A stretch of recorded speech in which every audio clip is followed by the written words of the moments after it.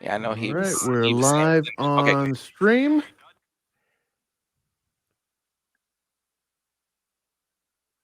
And we're coming back from break here in 5, 4, 3.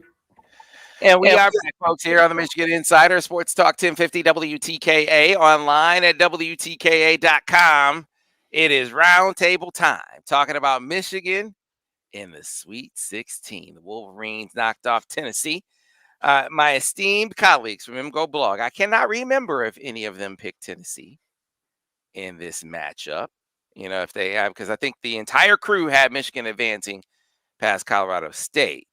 But did any of you have the Wolverines beating Tennessee? Let me introduce. Oh, no. Let me introduce the crew. Starting off first with the man that started it all, the MGoBlog, Brian Cook. Brian, how are you? Good. I didn't predict Michigan would beat Tennessee, but that's just because I always predict whatever the Ken Pom line is. All right. Seth Fisher, the number 2 at MGoBlog. Did you pick Tennessee? No, they surprised me because I've been sticking by the every other plan, and that has done me really well for like the entire month of March and February, March and February. So, no, I picked Tennessee because Michigan won the previous game, and I could see a pattern, and I knew what to pick. But now that they can win 2 in a row, maybe they can win 3 in a row, 4 in a row, 5 in a row, 6. All right. And Craig Ross, do we have Craig Ross? No Craig Ross. No Craig Ross. He's here in spirit. Like the folks who are on the on our video feed can see him, they just can't hear him. Perfect. It's perfect. When in doubt, Craig, if you have to express with hand signals, it's perfectly fine. Just make sure you censor just that one finger. That's all. But let's rewind the tape, guys, to last week, right? The Colorado State game, and I was, to me, watching the first half, I wasn't surprised by Michigan struggling offensively in that game. That's what this team is going to do at times. They're going to be droughts. To me, I was critical of the defensive performance, the open looks from 3 that they gave up in that contest. And then they made some adjustments. You heard Phil talk about making a subtle adjustment with Hunter on ball pressure. They didn't give so much open airspace on the perimeter anymore. And the Frankie Collins factor loomed really, really big in that game, Brian. It was an outstanding performance for Frankie in that game.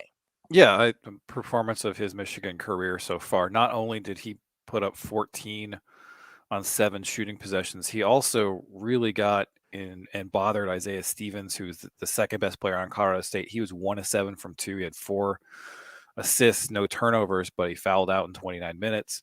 So his ability to stay in front of him, I think, really kind of hampered anything that they had going on the interior.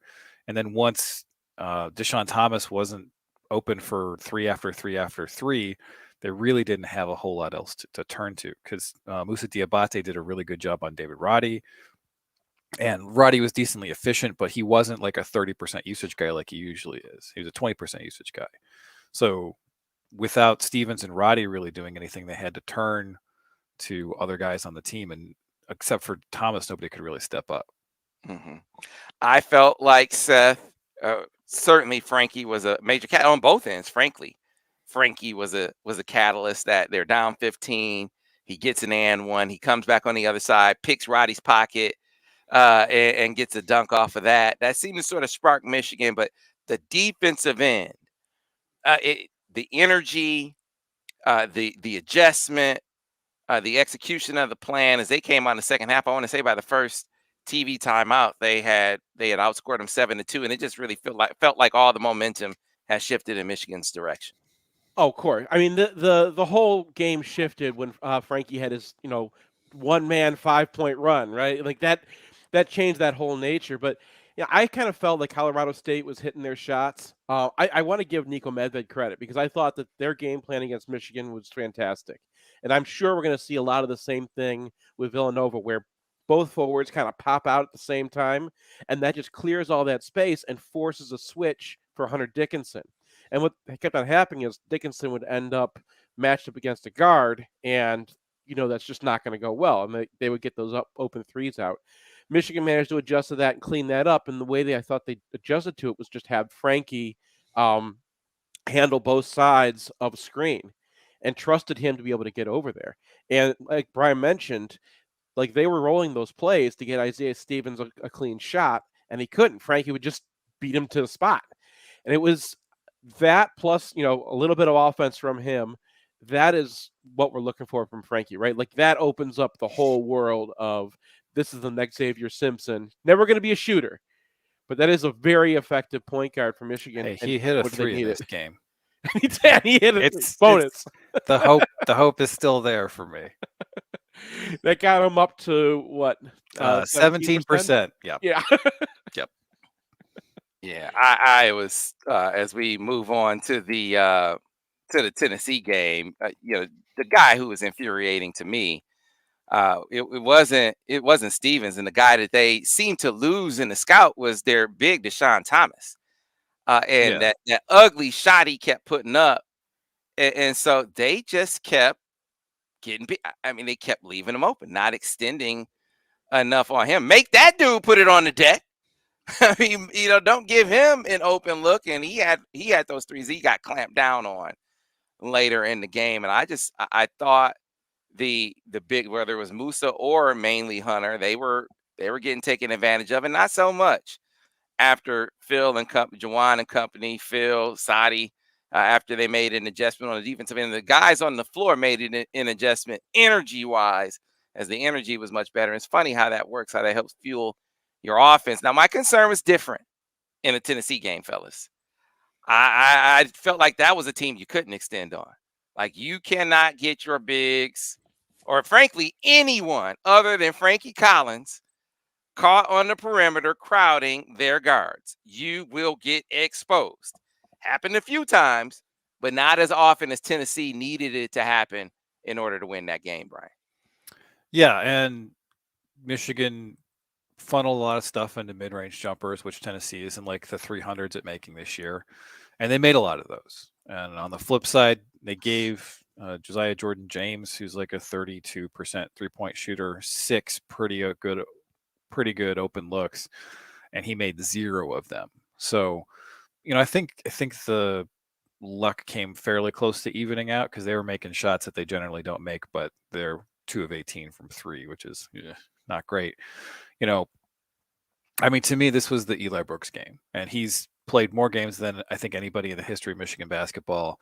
He's always been kind of, the third wheel on a good team. And here he puts up 23. He hits a couple of threes, and then he puts the game to bed with a Xavier Simpson running skyhook, which I mean, that hit me in the feels. Because we didn't get to see that, right? We didn't get to see fully actualized Xavier Simpson skyhook in the tourney because that was the COVID tourney. And for that to come back to secure a place in the Sweet 16 was like, yeah, that's why I do sports. Hey, man, they're stars. The team leaders did what they were supposed to. You're right, Eli Brooks. If you had told me before the game that he was going to be the top guard performer in this game, because in the final analysis, he outperformed. He outplayed Kennedy Chandler. I said, man, wow, they're going to win this game. They're going to win this game. Now, could I have predicted that was going to happen?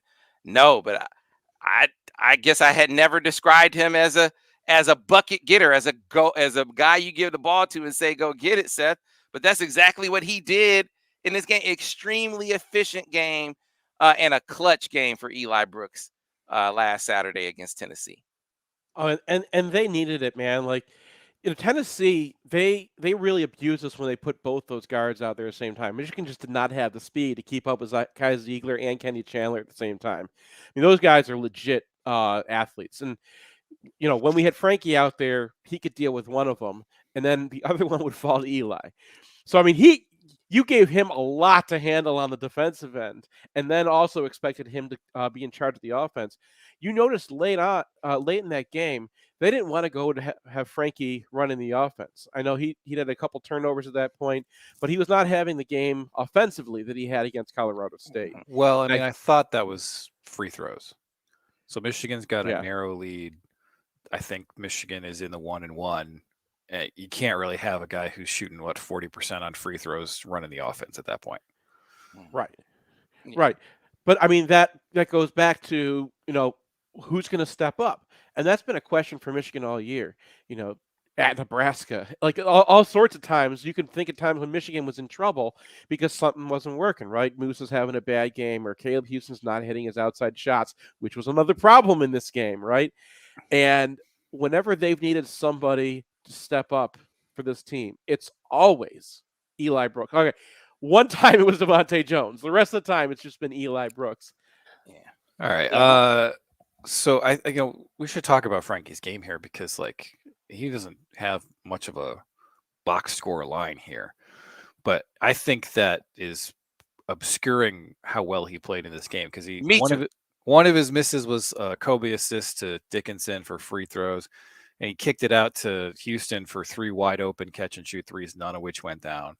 He was really good defensively, and he was able to break the Tennessee ball pressure. So even though that might not have resulted in an assist or anything that shows up in the box score, this is a team that gets in your face and absolutely devastates people with their steals. And they had 7 in this game, but after a few possessions, it was pretty clear that the ball pressure on Collins just wasn't going to work, and so they kind of sat back. So despite the box score, I thought Frankie had another really encouraging performance. My guy, Brian Cook. See, you didn't just watch the game, you see the game. Absolutely. Absolutely right. I said the same thing, that this is one of the people who were just looking at his box score and they're like, he was okay. I thought, to your point, Seth, he was really, I had him down for getting blown by one time in that game. Once. Which, considering the speed in that backcourt, is huge.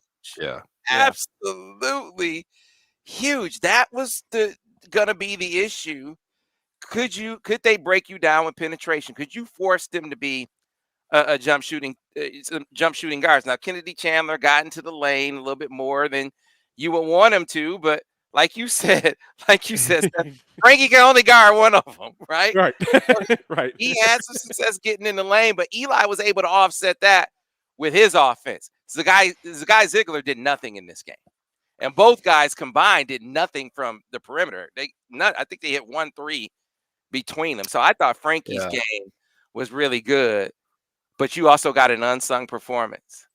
And we got to talk about Terrence Williams, man. Oh, yes. Because I said, you pointed out at halftime, look, you look at Hunter, he's obviously on from the perimeter, but 3 of his first 4 buckets in the first half were from the perimeter. They're going to work him in the post. They did. Said, hey, we need to see more Frankie, because Frankie is the only guy who has a chance to stay in front of these guards. Now, they want him to having a choice in that matter because Devontae was out. Got more Frankie. I said, the other thing they need to do in the second half is give us more T. Will. Now, it took them a minute, Brian, to get to Terrence Williams. Yeah. But when they finally did, T. Will made some winning plays. Yeah. I mean, he gets the 2 putbacks, just absolutely massive plays. He hits a 3. He calmly knocks down a couple of free throws. I mean,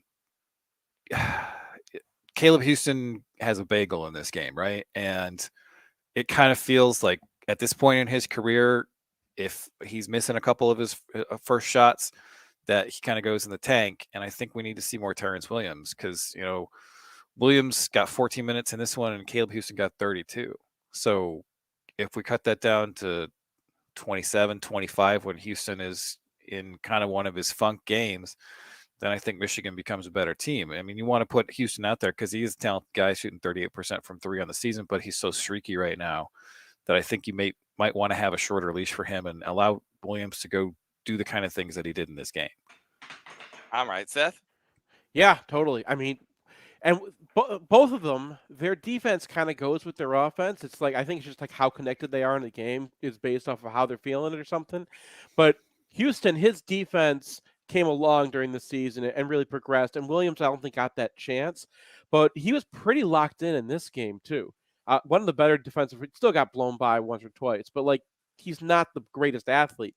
And it goes back to, I think it was last year when someone asked Howard about Terrence Williams. He said, you know what, we're talking about starting him just because whenever we have scrimmages between these two teams, whichever team he is on is winning. And there's really no explanation other than like this guy, he'll get in there, he'll ball out. He has moments where he just understands the game and is going to do something to. I mean, those putbacks came out of nowhere, and I went back and watched them again, and all they were is he sees the shot go up, he sees that there's a lane open, and he runs in there. And the way that Michigan shoots sometimes, especially because they're not great 3-point shooters, but they get open threes more than most teams, that's a big opportunity for putbacks. And they're going to watch Dickinson down there, right? They're going to watch Diabate down there because they know who those guys are. There's an opportunity for someone from the wing to come in and have that kind of impact. We were hoping it was going to be Brandon Johns, and if it's Terrence Williams, yes, that unlocks offense that Michigan has not had this year. I mean, he steps to the free throw line and makes a couple of, clutch free throws like he did against Ohio State. I mean, he is obviously, when you talk about being able to feed the post, he's one of their better guys at that. Clearly one of their better 3-point shooters. We heard from Phil this morning. He said he doesn't know whether he's going to get the minutes at the 3 or the 4. Fine. I don't care which one it is. Right? I really don't care which one it is. I feel like you got to be ready to give him more minutes. If one of those guys, it could be Musa who isn't going. And I actually like him at the 4. I think he does a good job of it. He could be really, really good in the high-low. When they go high-low, it's really Hunter at the top. I mean, because Musa's not great at feeding the post. Well, now you could go high-low action with T. Will and Hunter, and you got T. Will who can hit the 3 and feed the post. He can actually guard bigger players. He is a heady guy. He can rebound for his size too. Just the intangibles that he brings to the table are they're too obvious and too abundant to leave on the bench when one of those guys is struggling. If they're both rolling, Brian, let them both go. But if one of them is struggling, you can't give him 30 minutes. Yeah, absolutely. And this has been kind of a frustration all season, right? Where Houston, there are some games where it's just like, it's not happening tonight. And you look at the box score, it got 37 minutes. And it's like, at some point, you got to transition from, we need to build this guy up. We need to make sure this guy can get to the heights that his potential says he has, and say, we need to win this game right now. And I think the NCAA tournament is a good example of the latter. I agree, because Seth, I'm not in practice.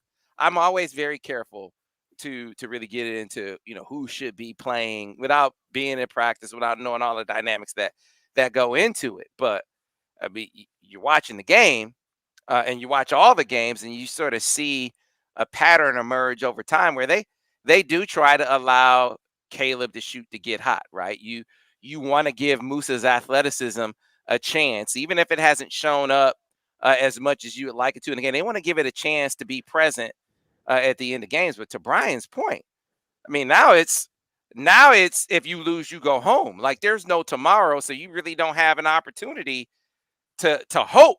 I mean, if you got a chance to maybe stack the deck, which I think you can with T. Will, I think you got to take it. Yeah, it's not just Houston's minutes too. It's probably not going to happen with Brandon Johns if you give him more minutes at this point. And that's a lot of the same things that we were hoping to get from Johns is what T. Will has been showing you, right? He'll shoot the 3 when he's got the opportunity. He'll put it up. He'll make his free throws. He will. He's got enough size to box guys out.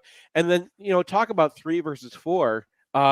I mean, Villanova doesn't matter because they got the same guy at the 3 and the 4, right? Like the Jordan Samuels and Brandon Slater are the same dude, except for one of them's a little better defender and the other one makes more threes. But I mean, that's what you're going to face in modern basketball is a lot of the same dudes. So those two positions are pretty much interchangeable in my mind. And the guys that Michigan has all lean towards the 4. So, you look at where we're going to get minutes for T. Will, they've been putting Johns out there before him. So, I mean, there's another spot where you can ask and see what this guy will give you. And the more he's making shots, the more he's involved in the offense, the more his defense seems to come around. When we've had bad T-Will games, it's because he kind of sleeps or he doesn't know where to be on defense. And I think that comes back to the fact he doesn't get that many minutes. Yeah, I agree. And again, let me be clear. If your two freshmen are rolling, roll with them. If they aren't, if one of them isn't, man, you got to break glass in case of emergency. You just got to do it sooner. You got to do it sooner in the game. So here's what we're going to do, because we got to get into this Villanova matchup, right? So we'll take a break here. We'll try to get Craig Ross in, because I see him there. We're going to see if we can hear him in the break. And then we'll come back on the other side with more MGoBlog Roundtable here on the Michigan Insider on Sports Talk 1050 WTKA. The Ticket. Hey, Brian, I was sitting back on Tennessee because I thought you were going to make a comment about Josiah Jordan-James and how basically Frankie just took him out of his entire game with was it What? Was that him or was it Vescovi? It was Vescovi. Oh, Vescovi. Oh, yeah. Hey, Craig. Yes. There you go. Hey. I don't know what happened. I rebooted a couple times. I ended up with some sound eventually. Okay, there you go. So, Yeah.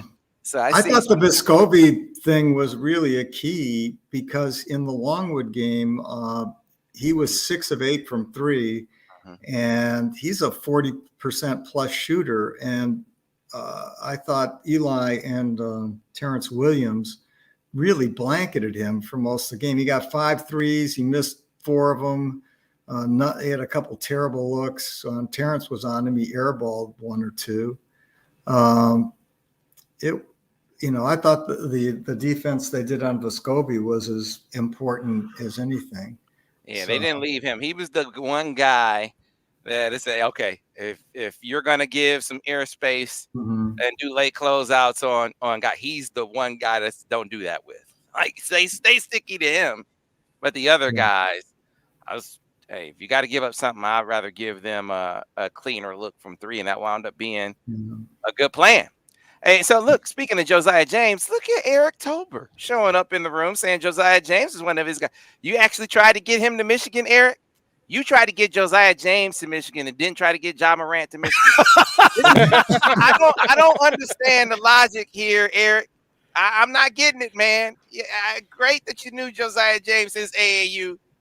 I understand that.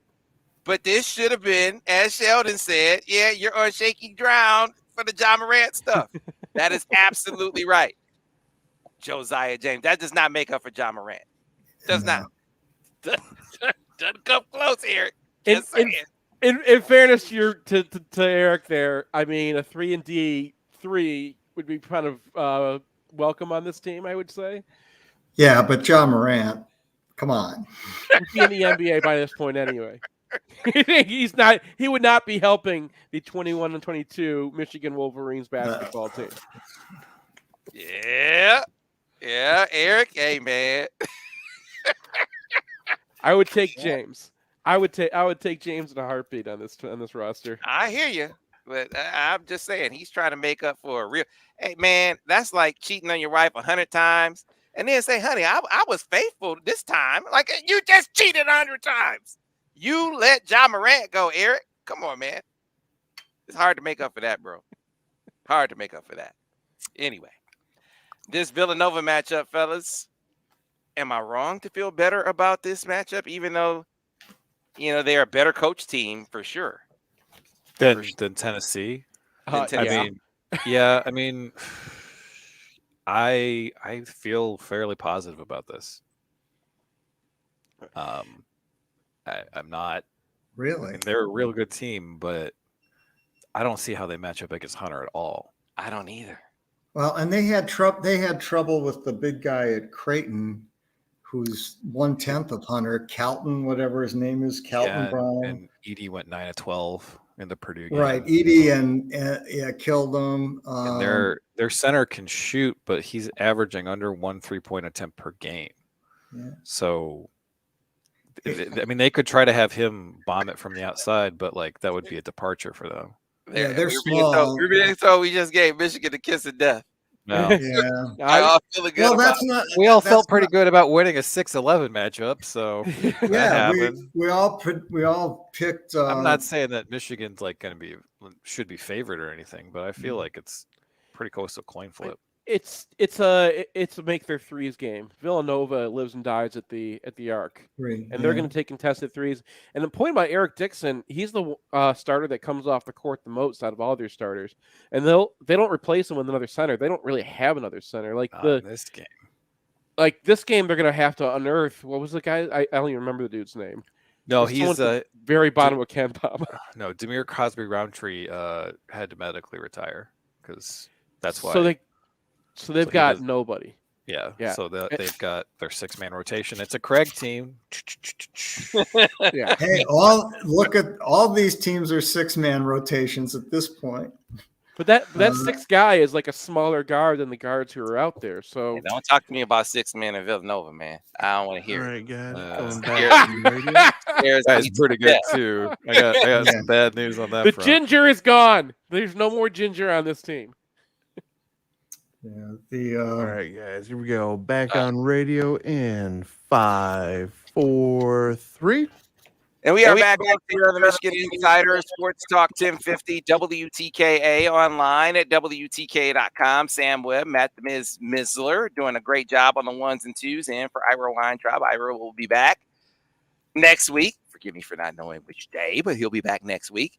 Miz will be there in the meantime. You know who is always around when you need a great deal on a vehicle? Our friends at Brighton Ford. They want you to get on board with Brighton Ford with great deals from now through the end of the month. That means there is still a great opportunity for you to get out to Brighton Ford at 8240 West Grand River Avenue in Brighton, Michigan, where well-qualified lessees can lease a 2022 Ford Escape SE all-wheel drive for only $158 a month, or a 2021 Ford F-150 for only $194 a month, both with only $2,000 down. You can also check out Brighton Ford's full lot of used cars with a huge selection. Now is a great time to get on board with Brighton Ford. It's also a great time to welcome into the discussion Craig Ross. Craig, how you doing, man? Old, he remembers the bubonic plague. Thanks. Yeah, hi guys. Sorry for my screw up. I can't figure out what I did, but in any event, it was someone had flashed across the screen, and we got a note saying that we're the kiss of death. But I think we all picked Colorado. We all picked Michigan to beat Colorado State last week, and I didn't hear any pessimism about Michigan, at least from us. Even though in that first half, it's incredible. They were 24-0 down in 3-point shots. Colorado State had made 8. We had made none. And yet at halftime, it still felt like, particularly when Frankie made his 2 big plays to cut it from 15 to 10, it still felt like, oh yeah, Michigan was going to win this game. Even Barkley thought that at halftime. And so anyway, the oddity, and I don't know what you guys think about this, is that in both of these games, Michigan was well minus in possessions.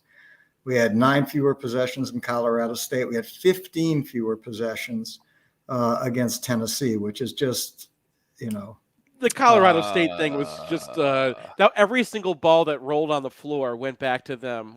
Well, I'm not saying it wasn't Yeah. random. I am saying it's, those are games, particularly in a tournament, that you feel good about winning. Here's the deal, and you mentioned 15 turnovers in both of those games. I don't care how they came about. You get 15 turnovers against Villanova, Craig, you're going to lose this game, I think. Yeah, Villanova is a great shooting team. They shoot, I think, just about more threes, at least as a percentage of total shots, as anyone in the country. They're right near the top. 20. And they're a small team. They're well coached. The question is, can Michigan take advantage of the fact that they're soft or small in the center of the court? And Hunter's been playing really well. And I don't think they have a guy bigger than 6'7" or 6'8" at most to go up against him. And, Purdue beat them up in the middle of the court. And they had trouble with UConn, who had a couple big guys, Sonogo, who's not nearly as good as Hunter. And Providence had a big guy, I think his name is Nate Watson, that they had trouble with. So, that's where Michigan will have to win the game. That, and they're going to have to check Gillespie. Gillespie is good, probably a better shooter and a better player than the guy from Tennessee. He's shooting 42% on the season from three. So they're going to have to check him and make sure that he doesn't shoot it. But Villanova's got a lot of guys who can shoot the ball. Well, I agree with you. I agree with you. I want to throw it over to you guys. I just want to respond to something because I said yesterday, yeah, he's a better player, Colin Gillespie, than the Tennessee guards. Better college player. I know he's not a better prospect than Kennedy Chandler. I don't need. No. I don't need to be told that. Someone said that. What are you talking about? I don't need to be told that. I said that Kennedy Chandler is a better prospect right now. Colin Gillespie is a better player. At the same time, that distinction is why I feel like this is a better matchup for Devontae Jones. It's the prospect part of it, the speed and quickness of Kennedy Chandler that I thought was a really, really tough cover for Devontae Jones. I think he matches up better with Colin Gillespie, even though Colin Gillespie's a better player. Yeah, I mean, honestly, I might go with a lot of Frankie Collins in this game. Because if there's one person on this roster I have faith will be able to chase Colin Gillespie around, and he's like Sasha Stefanovic, right? Like they run him elevator screens, they run him all kinds of stuff to get him open because he's really capable of shooting on a dead sprint. Almost half of his threes are unassisted. So this is a guy who pulls up. And so what Michigan needs is they need someone to be absolutely in his base. And there's one guy in this roster who I feel is well equipped to do that. And I mean, start Devontae and see how that's going. But given what we've seen from Collins the past couple of games, he could be a really key factor defensively, even if he doesn't do anything on offense. Yeah, it certainly is. It stands to reason that you will play him more than he was accustomed to playing before they got into the postseason. But they're going to play Devontae Jones. I'm not saying they're not going to play Devontae Jones, but like if Gillespie starts off hot, like I'm not waiting too long to see what Frankie can do against him. Now, Frankie's defense has really been a revelation in the last couple of games, in my opinion. And he's, I was worried at least about what things might look like next year at point guard. Now I'm not. Mm-hmm. He's not going to shoot the ball. We know that, but he'll do everything else, I believe. And he's been phenomenal at fighting over the ball screens, fighting under the ball screens, fighting over the ball screens. He moves his feet incredibly quickly. And maybe it's emblematic of the entire team. The entire team right now looks kind of like a top 10-ish team, and it didn't 2 months ago. And so you have to give the players and the coaches credit that they really have evolved. And one of the big evolutions has been, I think, Frankie's defense and his ability, as I think we said before, not that the game was too fast, but that he was somehow too fast for the game. Well, yeah. He was very, very much in control, I felt, in both of these games. In the Colorado State game, I thought he had the two key plays. Yeah, who will do the better job of exploiting their advantage? Will it be Michigan with Hunter Dickinson and their overall size in the front court, or will it be Villanova with Colin Gillespie, their outstanding free throw shooting and three-point shooting with that? And what we have seen from Michigan at times struggling guarding the three-point line. Will it be Villanova's advantage, Seth, or will it be Michigan's advantage that reigns supreme in this game? It's not just Hunter Dickinson down low. It's Musa Diabate is going to have an advantage down low. They have no rim protection. So, you go back to Frankie, he can get to the rim and get the ball up. And Devontae can too, right? But they're going to have – I'm not worried about Michigan scoring. Unless they're missing their bunnies, Michigan's going to have their opportunities to score. Villanova, the way they play defense is they move their guys around quickly and they steal a lot. They got a lot of long wings and they switch everything. Yeah, they'll switch because that's what they are. Everybody's a guard. Even Eric Dixon, he's a 6'8" guy. He's like more Brandon Johns than a real big, and that's the only big they have. Completely. When they bring in their sixth guy, he's another 2 guard. So I mean, that's what Villanova is. They're going to be switching. They're going to be, they're going to be trying to shoot over them. And I think it really just comes down to Villanova's shooting percentage. I just don't. I mean, you're going to switch and you're going to put Hunter Dickinson on the post against a 6'7" guy, a 6'4" guy. Like, this feels like pretty exploitable. Like, I don't know exactly what Villanova's game plan is going to be against Dickinson, but I don't see how they keep him under 30. Well, what they're going to do is they're going to double down on him. I mean, they're going to bring another guy. They're going to force him to either try and go through the double team, or they're going to force him to kick it. Now, Hunter is a pretty good passer. I mean, isn't Hunter just going to put him under the basket so that he doesn't even need a dribble to score? Like, that's kind of what. That's the idea. Hunter should be scoring. Hunter should be looking to score through doubles. The last thing you want to do against this team is put the ball back to waist height. Play above them. And Villanova is going to play above us.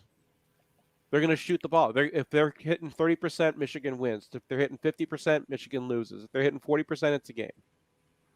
I mean, one thing that's interesting is that this Villanova team, they've got a lot of shooters, but they don't have more than like 2 guys who are like truly dangerous. Gillespie's dangerous, and then Caleb Daniels, who's their 6th man, who plays more than half their minutes because they're like a 6-man rotation. Yes. Those are truly dangerous shooters.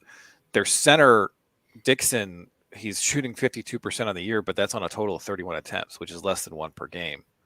So the perimeter mismatch that we saw against Colorado State, I guess you could see that happen again, but it doesn't seem like something that they're comfortable with. And then Samuels, who's their starting 4, is a 27% three-point shooter. So there is a guy on this team you can float off of, which has not been the case for previous Villanova teams. So the 6th guy, isn't he their top shooter percentage-wise? Gillespie is, but he's right there at 40%. And so, I mean, you could make the case he's probably the 6th man of the year in the country because he's on a really good team and he's playing this well with this many minutes. And then, you just can't put him on the free throw line ever. I didn't know this. It was Phil Martelli who said they're the best free throw shooting team of all time. Yes. By a huge percentage too. But that goes back to the fact that they're all guards, right? There's nobody there who's 6'9" who just has like a bad angle when he shoots a free throw. These guys are all built to shoot free throws. So I mean, that's what it comes down to. This game is, we're gonna win on the twos and we're gonna win, in the paint, and they're going to shoot threes. I do think that they're pretty good 3-point shooters if they're unguarded. What happens is Villanova ends up taking a lot of contested or semi-contested threes.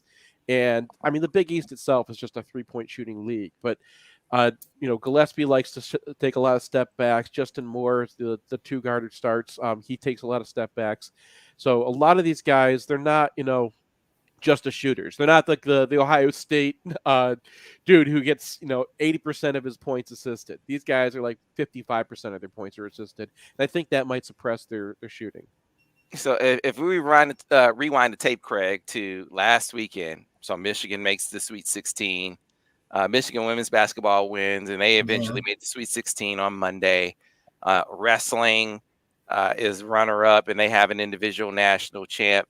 Big Ten champion, Michigan women's gymnastics program, Big Ten champion, Michigan hockey program. And then Sunday, down goes Illinois, down goes Ohio State, down goes Michigan State, down goes Wisconsin. This was like, it was euphoria. If you love Michigan, I don't know that it could get much better than last weekend. Well, and you missed a couple. I mean, I think Michigan won the Big Ten in wrestling, and they did, and they finished. And they were second in the country in the national tournament. In tennis, men's tennis last 10 days, Michigan beat number 1, number 2, number 6, and number 16, and lost 1 total match. And so that's sort of been under the radar, and people perhaps don't pay as much attention to tennis as other sports, but they are killing it in men's tennis. And also and I don't know her name, I think a woman golfer for Michigan has now won 3 of the first 6 big tournaments of the year in the country in golf. And so it's been a remarkable couple of weeks in Michigan sports. And not so much in those other, as Hunter was so quick to mention in the press conference yesterday. Yeah, there are a lot of fan bases that were tap dancing on Michigan's grave toward the end of the regular season. And Hunter said, yeah, they're at the crib. Talking about, Michigan State, Wisconsin, Illinois. Who did I miss? Ohio State. A couple of those we expected, right? But will the opportunity ever get any greater for Brad Underwood at Illinois than he's had the last couple of years? Or we already talked about Fran McCaffrey at Iowa. I mean, these seem like letdowns that are ominous for those fan bases moving forward to me. Nobody seems to like playing for Brad Underwood. Illinois just underperforms because they fall asleep. There's no better way to say that. They are a white-collar team. Oh, Gotta love it. So your brackets, guys. I don't know about you. I have Michigan advancing. I think we all have Michigan advancing, but the winner of the Arizona-Houston game, which unfortunately is who Michigan would have to face next, I had Arizona as my national champ when I did my bracket at the very beginning. I think Houston can beat them. I think that the winner of that game is the favorite to take it all. Just my opinion. I'm curious what you guys think. Yeah, I mean, I think Michigan can win against Villanova. I'm fairly optimistic about that game, but yeah, getting to the Final Four would require Caleb Houston going 16 for 30 from 3, probably. Michigan has number 2 and number 3 in Ken Pom overall left if they manage to get past Villanova, and both those teams do not have issues with size. So Arizona is enormous. Houston has a 6'11" guy who's very talented. So the mismatch that gives us hope for the Villanova game doesn't really seem to exist in a hypothetical Elite Eight matchup. Well, Colloco from Arizona killed us. We already saw what happened in that game. Yeah. I mean, Now TCU took them right to the wire.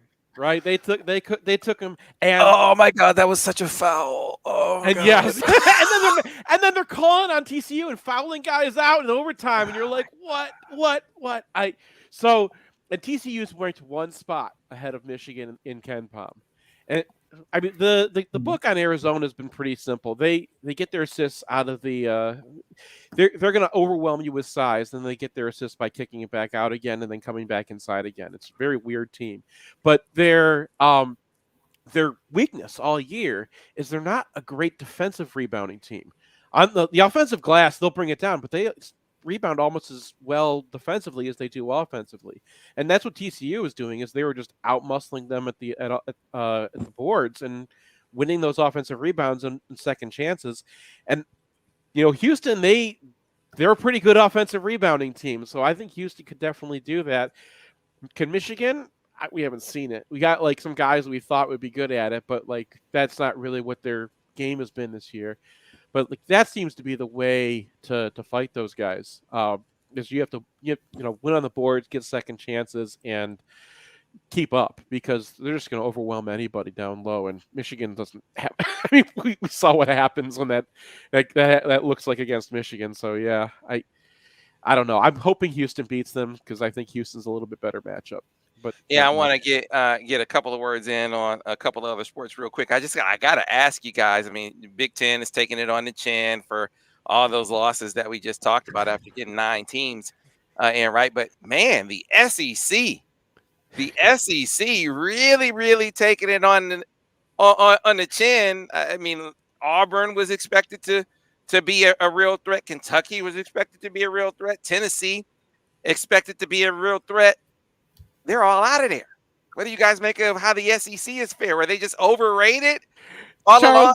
Is it Charles Barkley talking like they were the best league in the country? I mean, the Big 12 is obviously the best league in the country. That was true before this started. But Barkley was sitting there talking about like, oh, SEC, right? Like right at the beginning of this tournament, and Oh man, they are hanging on by Arkansas's 2 slim wins over bad teams. That's all the SEC has now. I mean, I was in Tuscaloosa with my friend Jerry, who's an Auburn fan, watching that Auburn game. And so I'm rooting for Auburn, which is an interesting experience. And I'm just like, at some point in the first half, I'm like, you guys don't really run much offense, do you? And he was like, no, we do not. So I mean, I was reading, I think it was a Draft Express post on ESPN about various prospects.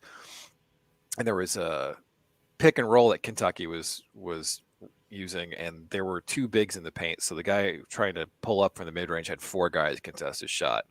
And one of the things that they said is that there are all these Kentucky players who get underdrafted after not performing at Kentucky. So, and then you have Rick Barnes at Tennessee. You have Rick Barnes at Tennessee. I think that it's just a coaching deficiency. The league doesn't have anybody who's really, I mean, they can recruit amazingly well, but they don't have anybody who's like good at doing offense. They have Tom Crean. Not anymore. He's gone. So yeah, Will Wade is emblematic of that league. It's just you roll the ball out, and sometimes when you face good, disciplined teams in the postseason, you get got. Well, that ain't going to happen against Villanova because we know they've got a coach. Yeah, that's for sure. A coach, they might have the coach. Yeah, when it comes to college basketball. But I gotta let's segue this way, Craig. I feel like Michigan has a coach, one of the top coaches in the game on the women's basketball side of things. It's one of the reasons why I don't expect a letdown. I don't expect for Michigan to get into this game and have Nas have what happened to Nalissa Smith for Baylor. What did she get? Like 11 shots total in that game. I think she had 10 points. I don't think that's going to happen to Nas in this game. South Dakota did a great job against Nalissa Smith. I think Nas Hillman will fare better in this contest. Yeah, I do too. I mean, for Michigan, the key is always, can they keep their turnovers down? You know, and when they do, they're fine. But they can also go crazy with turnover after turnover. In this game, it's the last game. It started out that way. I think they had 4 or 5 turnovers in the first few minutes of the game, but then they stabilized and they eventually took that game over. So Michigan handles the ball. They're going to win the game. If they start turning it over like crazy, then another matter. We don't know. Villanova also used up their once a week luck spell to get all those threes to go in and keep up with Michigan. So hopefully that affects the men's team too. That Villanova made all their 3-pointers for a while, and that was why they were sticking in that game. You're not going to stop her from getting her shots anyway because she gets so many of them off of rebounds. I mean, that's what this team is built on. They get a ton of rebounds, and you know when you got Brown playing the way that she's playing, I mean, she came back and fit right back in, right? Like there was not maybe like a couple possessions it took her to get her legs under her again. So, I mean, that is a scary, scary team to play in the playoffs because it's really hard to turn off. The way that they get offense is very repeatable against anybody. So, I'm curious, are you guys rooting for Purdue? Yeah. Oh, totally. How come Michigan fans love Purdue? I love Purdue. Because Painter. Yeah, I like Painter. Yeah, okay. Like Painter, and like you know, they had that great rivalry when Mo was around, and they had Isaac Haas, and just the post game press conferences from Painter. He's like, I don't know how you could possibly stop this team. Yeah, I like Paint. I like Paint too. I think maybe that's it. Maybe that's why. There isn't the same sort of animosity against that team, that program, that fan base that there is against other fan bases. Not like the animosity that Brian Cook has toward the NCAA for having regionals in Allentown, Pennsylvania. So I got to ask, I don't know where American International College is. Does Michigan have a regional ice advantage over American International College in Allentown, Brian? I don't know where that is either. It's in Paris, France. You type in American International and there's like 700 spread across the world. So I have no idea where it is. It doesn't really matter. I mean, the AIC's been in the tournament the last 3 years. They pulled off a 2-1 upset over number 1 overall seed St. Cloud State in 2019. So, I mean, they're not a joke, but getting the Atlantic Hockey Qualifier is the best draw in the tournament. And yes, it's in Allentown, Pennsylvania. Yes, it should be at Yost, but it's not. So we'll just play the cards we've dealt. In the second round, they get either Quinnipiac or St. Cloud State. To me, St. Cloud State is the vastly preferable opponent because Quinnipiac, they're like Notre Dame if they played in the ECAC, because their ability to prevent goals is astounding. They have 2 goalies with 940 and 950 goals against averages. I don't know if they've given up more than 1 goal in conference play more than a few times all year. So if we're talking about a single game elimination tournament, I don't want to play a team that gives up 2 chances a game. I want to play a team like St. Cloud that's much more talented offensively and gives up 8 chances a game. So just the ability for them to shut everybody off is a little bit worrying. But we didn't get Notre Dame, we didn't get North Dakota, so you can't be upset about the draw. And hopefully they can get to the Frozen Four. I kind of Minnesota State did. Sorry, Minnesota State did get both of those Mark guys. Lewis, it's in Springfield, Mass. Mark Lewis is part of our video stream. One of our viewers. I didn't know where it was, so I guess you don't need the regional advantage in this game. Though sounds like you shouldn't. I mean, I'm not trying to downplay a team that's been very successful at their level, but it is. I mean, it's not a 1-16 matchup in basketball. It's more like a 3 versus a 14, but that's what it is. Yeah, I kind of leaned to playing Quinnipiac. I know that their goalie Parrots is excellent, but I just think St. Cloud is a better team. They have more talent. I think I'd prefer Quinnipiac, but it shouldn't matter if Michigan plays at their level and things aren't weird. They should make it to the Frozen Four, my opinion. All right, fellas, that is our time, and so hopefully next week, right? Hopefully next week we're on and we're talking about Michigan on the men's side being in the Final Four. Hopefully, we're talking about the women's side advancing, the men's side, hockey advancing as well. Hopefully, it's wins across the board for the maize and blue, right?